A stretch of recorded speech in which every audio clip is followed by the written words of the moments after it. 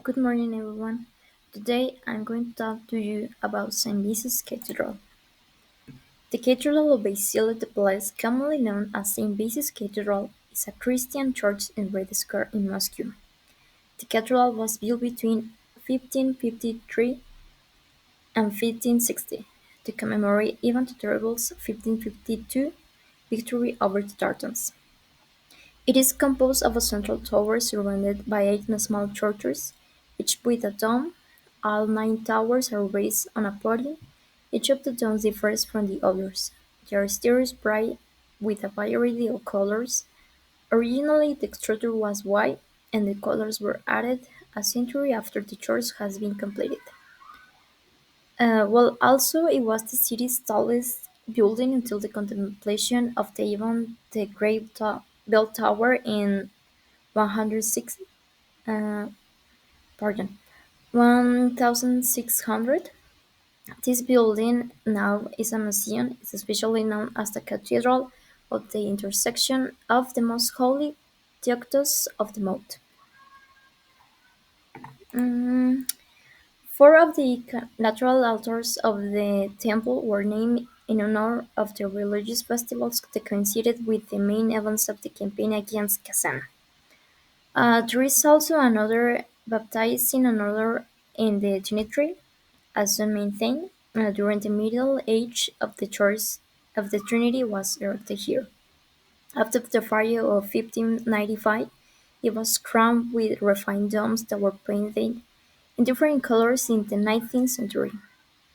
At the end of the 17th century, the frieze that surrounded the building and existed until the end of the 19th century was inserted and related the history of the temple. In 1917, during the restoration of Red Square, the architect Osip Wolf straightened the cathedral's retaining wall with stone and built a cast iron fence. In total, there are 11 side churches, which essentially means 11 separate churches with their own iconostasis. The cathedral also has 11 domes, 9 crowned side chapels, and two are located on the side chapel of San Basilio and one more on the bell tower. In Soviet times, a quote from Karl Marx adorned the dorm: "The abolition of religion as the fountain happiness of the people is a necessary condition for their true happiness," as you can see here in the picture. And also, when the temple was a museum, you can find another authors from the age like Hermes and so others. In Soviet times, the church was restored and it was planned to restore its historical appearance. Therefore, the paint layer was removed, exposing the decorative elements of brick and white stone. At the same time, many ancient paintings were lost. You can see here the comparison between these two pictures. The first one, that is in black and white, you can see that there were different elements like pictures, like like historical images, and the other ones you can see the difference where all the walls well like remove like the layer, and this is the original. Currently, the cathedral is used for religious services, but it is also a dependency of the historical museum, and guided tours are regularly held. It is one of the main symbols of Moscow and UNESCO World Heritage. So now I'm going to talk to you about Virgin of Vladimir. This subject is a bilateral icon displaying the Virgin Eloisa or the Virgin of Tenderness with the Christ child on one side, and an images of the Etomasia with the nerving instruments of Christ's Passion on the back. The Etomasia offers a symbolic representation of the second coming of Christ, often found on icons, monumental art, manuscripts, and other media. You can see here the first representation of this piece of art. As you can see, it is very old and damaged. The icon at the beginning measures around, right now measures 106 for 69 centimeters, but framing elements were added at a later point. The original images in the center composition measures 78 for 55 centimeter. Size indicates that it was designed to be displayed inside a church and carried in religious processions. Aesthetic and iconography suggest a Byzantine origin, and more specifically from a Constantinople workshop. The importance of the Virgin of Vladimir icon is also indicated through the many copies that survive from medieval and early modern periods. Through the emulating process, the miraculous quality of the original were transferred to the other hundreds of icons simulated to prototype.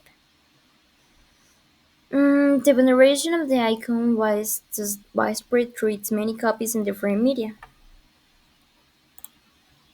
Another example in the mid-18th century icon known as the Virgin of Vladimir with the scenes from the legend of the miracles of the icon of the Virgin of Vladimir. The main images of the Virgin and Child is surrounded by tall narrative vignettes forming a frame around the central holy dew. This image was also really important because they represent scenes from the history of Christ, Jesus Christ, and these images at the edges represent different points of the life of Jesus. And now, talking about Christ, I'm going to talk about a specific Christ that is called the Christ Pantokrataor.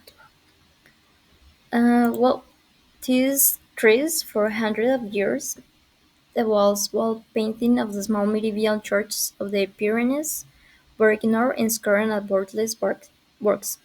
But at the beginning of the 20th century, the demand for Romanesque and art returned and into coveted pieces to such an extent that the authorities have to turn them off its walls to prevent others from doing so and taking them abroad. Well, this is really important because it is not really clear in the picture of here, but this fresco, it is called a fresco, was located in a church inside the church, but no one, but it wasn't relevant for anyone. It was like just laying there until a person found it and recognized its value and recognized that it was a really important piece of art. This is when a lot of museums try to recover this piece of art by trying to put it down because many foreigners try to take it to sold it. Mm, Also, it was broadly known as a pantokrator. Saint Clement Save's painting actually refers a theophany or end-time vision of God. A pantokrator is an image of God as the creator of the world, and Saint Clement's divinity is sitting in an almighty attitude to judge humanity. Well, and something really important to recognize here in the picture is there are different representations of this Christ, of Christ Pantocrator, and one of the most recognizable like a characteristics of this painting is like the position of the hands because Jesus is pointing one hand up and the other is holding a book. This is has to do a lot with the representation of Jesus, of the creator of life and the creator of knowledge, and also the God about us.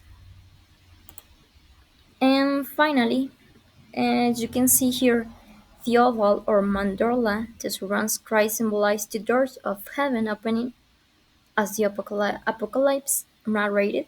the way of connection between the heavenly and earthly world. And it is the Almighty blessing with the right hand.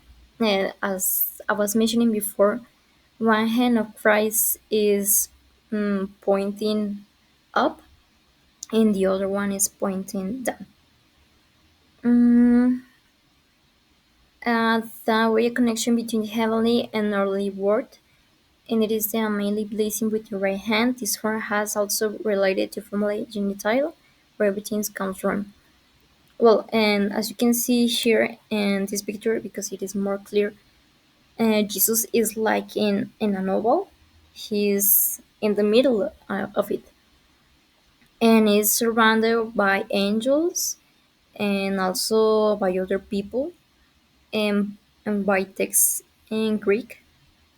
Something really important to recognize here in this picture also is the face.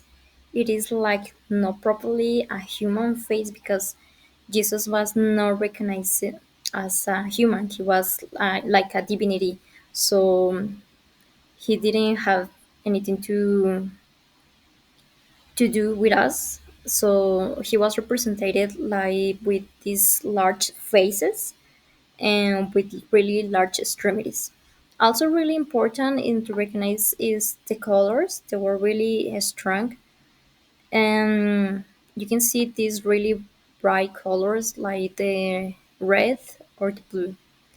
The blue also can like represents the sky, or like the divinity where God is.